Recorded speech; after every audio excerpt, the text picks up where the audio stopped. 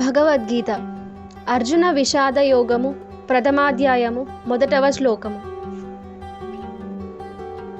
ధృతరాష్ట్ర ఉవాచ ధర్మక్షేత్రే కురుక్షేత్రే సమవేతాయుత్సవః మామకాః పాండవాశ్చైవ కిమకుర్వత సంజయ.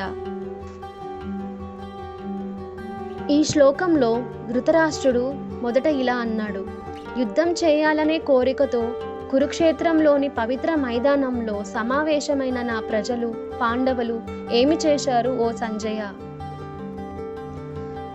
ఈ సందర్భం యుద్ధానికి సర్వం సిద్ధంగా కురుక్షేత్ర యుద్ధ భూమిలో రెండు సైన్యాలు ఏకమయ్యాయి. పుట్టుకతో అంధుడైన ధృతరాష్ట్ర మహారాజు తన కుమారులపై ఉన్న అభిమానం అతని ఆధ్యాత్మిక జ్ఞానాన్ని మసకబారి సద్గుణ మార్గం నుంచి పక్కదారి పట్టించింది. తన పుత్ర వ్యామోహమే అతడి ధర్మపదం నుండి తప్పించి న్యాయపరంగా పాండవులకు చెందిన రాజ్యాన్ని లాక్కునేటట్లు చేసింది. ధృతరాష్ట్రుడు వాడిన ధర్మక్షేత్రం అనే పదాలు అతను అనుభవిస్తున్న సందేహాన్ని తెలియజేస్తాయి. ధర్మక్షేత్రే అంటే ధర్మభూమి, కురుక్షేత్రం ఒక పవిత్రమైన ప్రదేశం.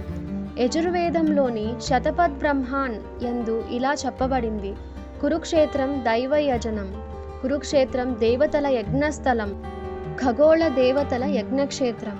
అందువలన ఇది ధర్మాన్ని పోషించే పవిత్ర భూమిగా పరిగణింపబడిన ప్రాంతం. ఈ పవిత్ర భూమి తన కుమారుల మనస్సులను ప్రభావితం చేస్తుందని ధృతరాష్ట్రుడు భయపడ్డాడు. ఇది వివక్షను ప్రేరేపిస్తే వారు తమ దాయాదులను చంపడం నుంచి వైదొలగవచ్చు మరియు సంధి చర్చలు జరపవచ్చు. ఈ సాధ్యాసాధ్యాల పట్ల ఆయన తీవ్ర అసంతృప్తిని వ్యక్తం చేశారు.